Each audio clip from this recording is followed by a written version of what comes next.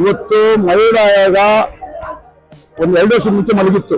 ಈ ನಮ್ಮ 15 ವರ್ಷದ ನನ್ನ ಕಂಡಂಗೆ 20 ವರ್ಷದ ಇತಿಹಾಸದಲ್ಲಿ ಮಲಗಿತ್ತು. ಇವತ್ತು ಕರ್ನಾಟಕ ರಾಜ್ಯದಲ್ಲಿ ಮಹಿಳಾ ಆಯೋಗ ಏನ್ ಪವರ್, ಏನು ಅದ್ರದ್ದು ಕಾರ್ಯಗತ ಏನು ಅಂತ ಹೇಳ್ಬಿಟ್ಟು ನೋಡ್ಸ್ಕೊಟ್ಟಿದ್ದಾರೆ.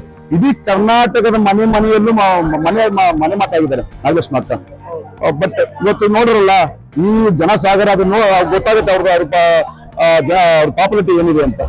ಶ್ರೀಮತಿ ನಾಗೇಶ್ ಮಕ್ಕ ಅವ್ರಿಗೆ ಹುಟ್ಟುಹಬ್ಬದ ಶುಭಾಶಯಗಳು.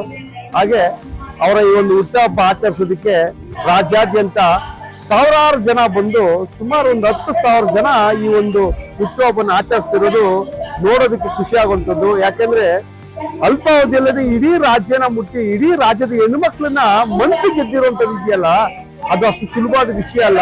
ಅದು ಡಾಕ್ಟರ್ ನಾಗಲಕ್ಷ್ಮಿ ಅಕ್ಕ ಅವ್ರಿಗೆ ಈ ಒಂದು ಯಶಸ್ಸು ಮತ್ತು ಈ ಶ್ರೇಯಸ್ಸು ಅವ್ರ ಶ್ರಮಕ್ಕೆ ತಕ್ಕಂತ ಒಂದು ಪ್ರತಿಫಲ ಅಂತ ಹೇಳೋದಕ್ಕೆ ಇಷ್ಟಪಡ್ತೀನಿ.